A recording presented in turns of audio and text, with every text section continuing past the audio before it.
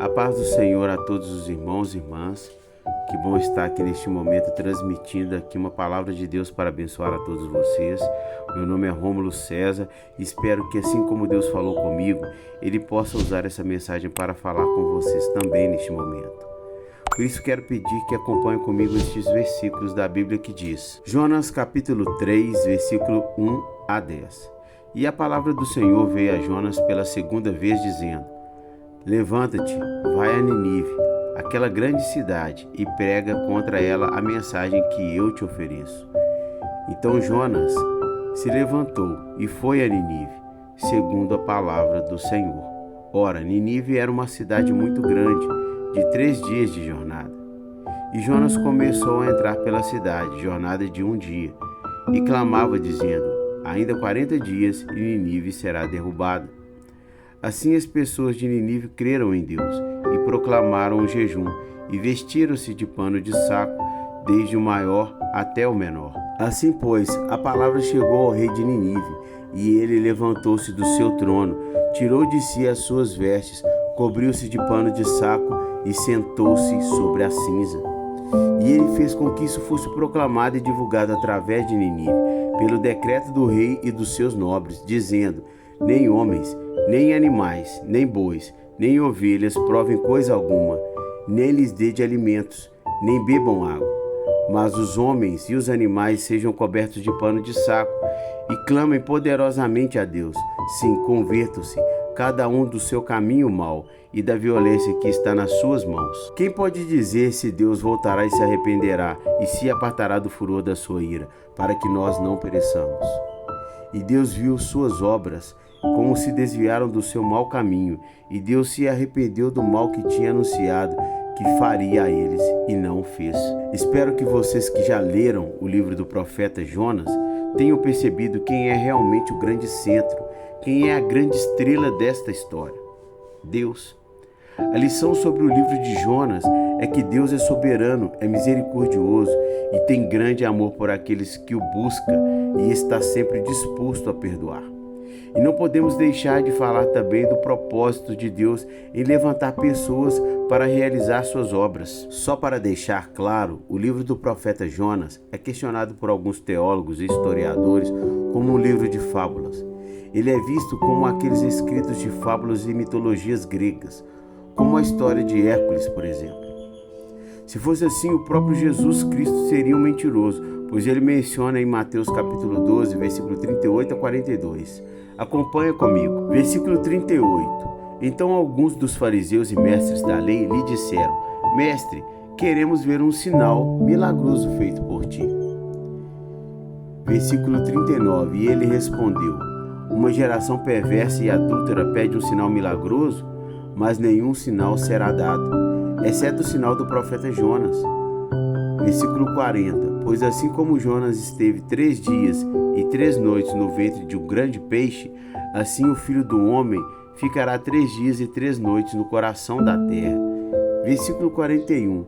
Os homens de Ninive se levantarão no juízo com esta geração e a condenarão, pois eles se arrependeram com a pregação de Jonas, e agora está aqui o que é maior que Jonas. Versículo 42. A rainha do sul se levantará no juízo com esta geração e a condenará, pois ela veio dos confins da terra para ouvir a sabedoria de Salomão, e agora está aqui o que é maior do que Salomão. Voltando aqui no livro de Jonas, no capítulo 1, o profeta Jonas foi chamado por Deus para levar a mensagem de Deus à cidade de Ninive. E aqui no versículo 1 e 2 está escrito: a palavra do Senhor veio a Jonas, filho de Amitai, com esta ordem: vá depressa à grande cidade de Ninive e pregue contra ela, porque a sua maldade subiu até a minha presença. Só que Jonas é conhecido como profeta fujão, porque quando Deus lhe deu a ordem, no versículo 3, capítulo 1, ele fugiu da presença do Senhor e foi para a cidade de Tarsis, para longe de Deus, como se alguém neste universo pudesse fugir dos olhos de Deus. Aí diz que ele entrou em um barco e foi para o alto mar em direção a Tarsis. E lá está ele, todo tranquilo. Só que Deus, o Senhor, não respeitou seu livre-arbítrio. Aqui eu quero falar uma coisa muito importante para o crente. Não use a sua liberdade de escolha como desculpa para fazer a sua própria vontade e falar que está agindo pela fé. Todas as suas escolhas na vida têm consequências, principalmente aqueles que conhecem a Deus e o aceitaram de livre e espontânea vontade. Jonas pensou que estava livre, mas o Senhor, o Criador de todas as coisas, simplesmente mandou um forte vento e uma grande tempestade veio sobre o barco onde ele estava. Neste momento, só Jonas sabia o que estava acontecendo. Então os marinheiros lançaram a sorte e Jonas, o fujão, foi o sorteado. Os homens do navio estavam apavorados e Jonas lhes contou tudo. E ele disse a eles: eu sou o responsável por tudo que está acontecendo. No versículo 9 do capítulo 1, ele respondeu: eu sou hebreu, adorador do Senhor, o Deus dos céus, que fez o mar e a terra. Eles perguntaram a Jonas o que eles deveriam fazer para acalmar o mar. E Jonas disse: joguem-me ao mar e tudo ficará bem. Então os marinheiros lançaram ao mar, adoraram com temor, sacrificaram e fizeram votos a Deus e foram livres. Então um grande peixe veio e engoliu Jonas. Então dentro do peixe, Jonas se desperta e ora ao Senhor. Capítulo 2, versículo 2, e disse: em meu desespero clamei ao Senhor, e ele me respondeu. Do ventre da morte gritei por socorro, e ouviste o meu clamor. É neste momento que Jonas percebe o tamanho da sua tolice.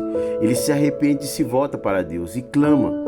Ele deve ter pensado em tudo o que ele estava passando e que ainda podia ouvir a voz do Espírito Santo dizendo: se arrependa, ore, você ainda está vivo e eu quero te dar uma nova oportunidade.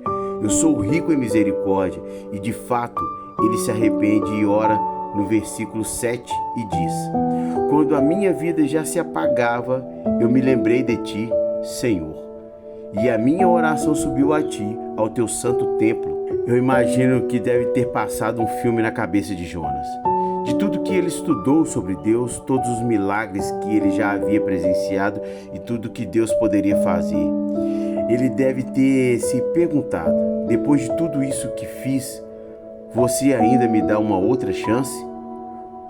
Porque depois no versículo 9 ele fala: mas eu, com um cântico de gratidão, oferecerei sacrifícios a ti. O que eu prometi cumprirei totalmente. A salvação vem do Senhor. Só que Deus não queria as promessas de Jonas. Ele queria que o profeta escolhido se arrependesse. Nada escapa aos olhos de Deus. Seu poder vai além das vontades humanas. Ele está acima de qualquer lei feita por ele mesmo neste universo. A vontade de Jonas não importa.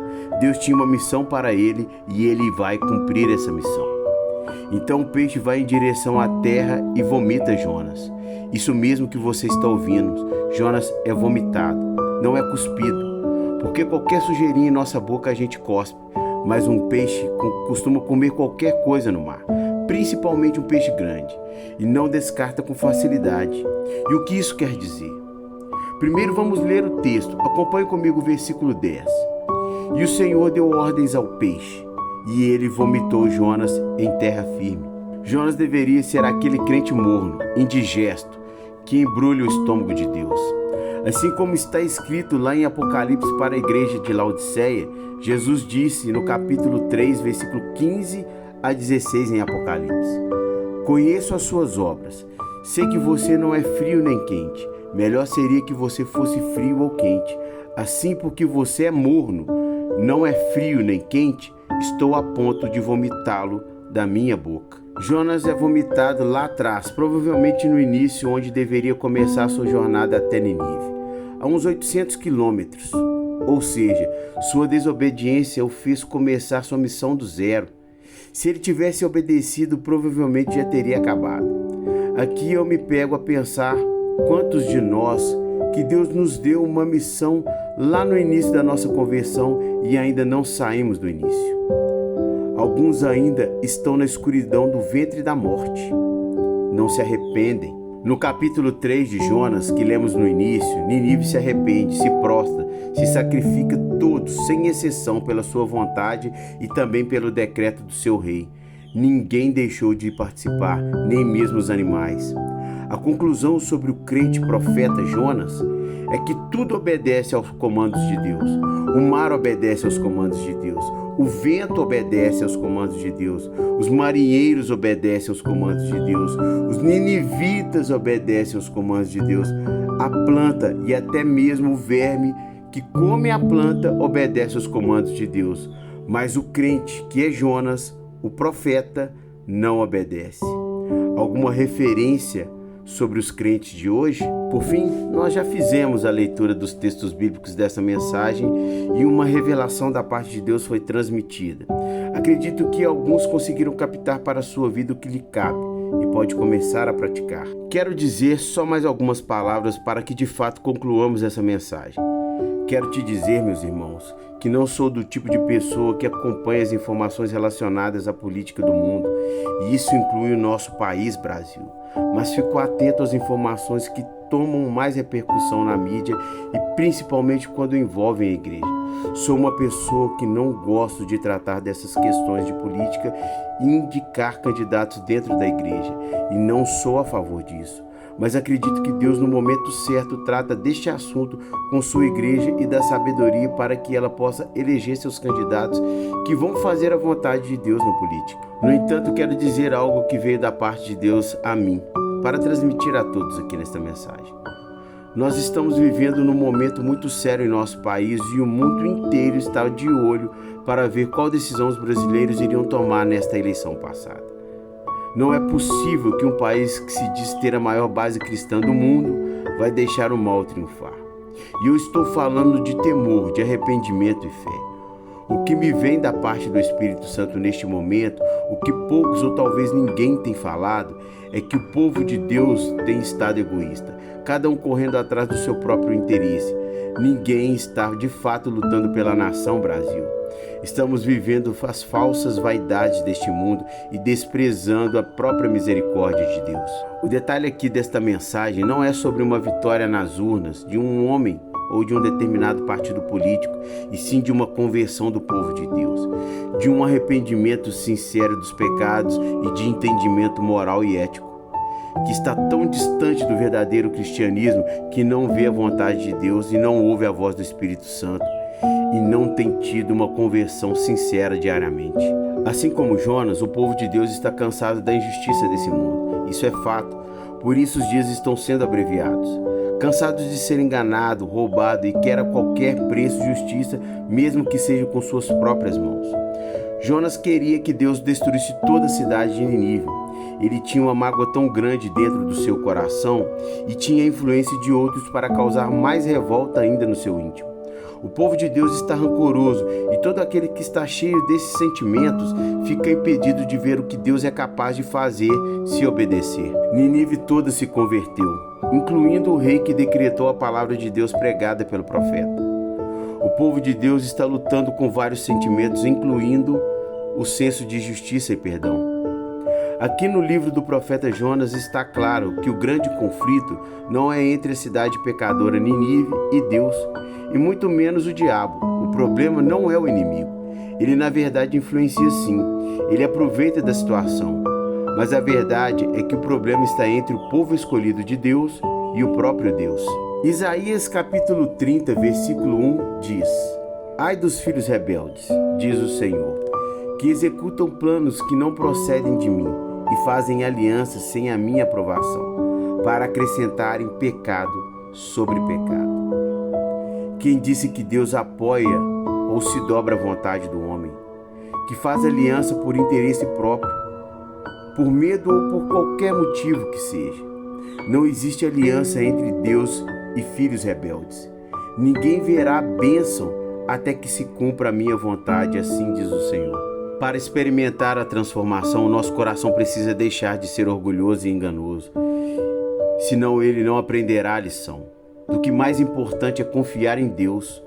Uma nação que se volta para Deus tem seus caminhos abençoados. Não importa quão escura seja a noite, o sol romperá a escuridão. A luz elimina a escuridão, torna tudo visível e nos permite ver o caminho. Jesus ilumina nossos corações, nos traz esperança e nos revela o pecado e a salvação. Ele nos mostra o caminho para Deus, O bem prevalecerá contra o mal. Eu creio nisso com todas as forças da minha vida. E você? Que o Espírito Santo possa tocar no seu coração e te despertar para uma nova vida em Cristo. Compartilhe com outros essa mensagem, por favor. Que Deus lhe abençoe e te dê a paz. Amém? Deus é maravilhoso. Ele te ama. Creia nisso.